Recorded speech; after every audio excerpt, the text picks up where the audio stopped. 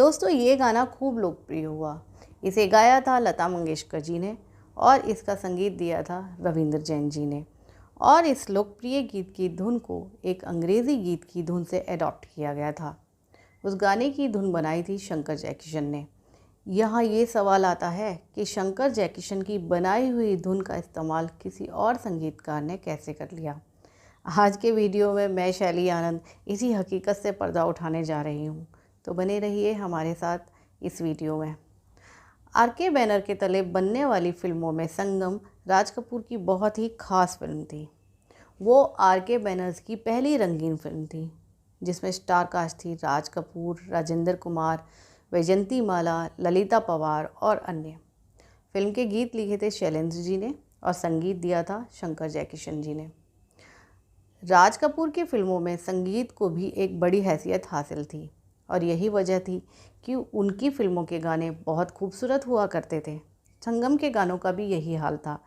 लता जी, मुकेश जी और मोहम्मद रफ़ी साहब की आवाज़ में गीत रिकॉर्ड हुए और उनकी आवाज़ों का जादू पूरी दुनिया में फैलता दिखा। राज कपूर साहब ने मुकेश जी को अपनी आवाज़ बना रखा था, इसलिए राज कपूर पर फिल्माए सारे गीत मुकेश जी की आवाज़ में थे। 2 गीत लता जी ने भी गाए थे। लता जी के सोलो गीत भी थे। राजेंद्र कुमार के लिए मोहम्मद रफ़ी की आवाज़ को चुना गया था।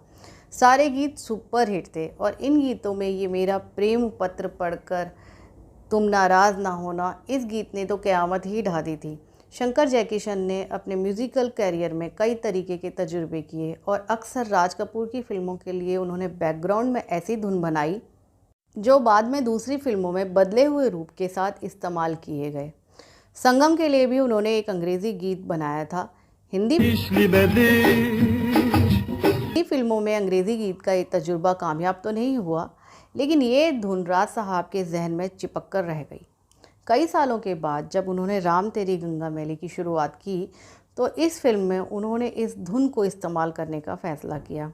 हालांकि इस फिल्म के संगीतकार शंकर जयकिशन नहीं थे, बल्कि रविंद्र जैन थे। राजीव कपूर मंदाकिनी स्टारर इस फिल्म के सभी गीत हमेशा की तरह खूबसूरत थे। राज कपूर की ख्वाहिश पर रविंद्र जैन ने उस धुन पर एक बहुत खूबसूरत गीत लता जी की आवाज़ में रिकॉर्ड किया। मज़े की बात ये थी कि इस फिल्म के सारे गीत ही रविंद्र जैन ने लिखे थे। लेकिन अब बात करते हैं इस गीत के मुखड़े की, जो था सुन साहिबा सुन प्यार की धुन। दरअसल ये मुखड़ा संतोष आनंद ने बनाया था जब वो प्रेम रोग फिल्म में राज कपूर के साथ काम कर रहे थे।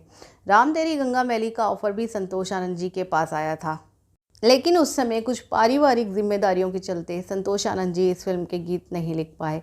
मगर राज कपूर को संतोष आनंद जी का ये मुखड़ा सुन साहिबा सुन प्यार की धुन मैंने तुझे चुन लिया तू भी मुझे चुन इतना पसंद था कि ये मुखड़ा उन्होंने हज़रत जयपुरी साहब से पूरा कराया।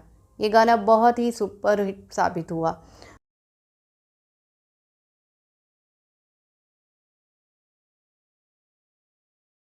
तो दोस्तों, ये थी आज की कहानी जब शंकर जयकिशन की बनाई हुई धुन को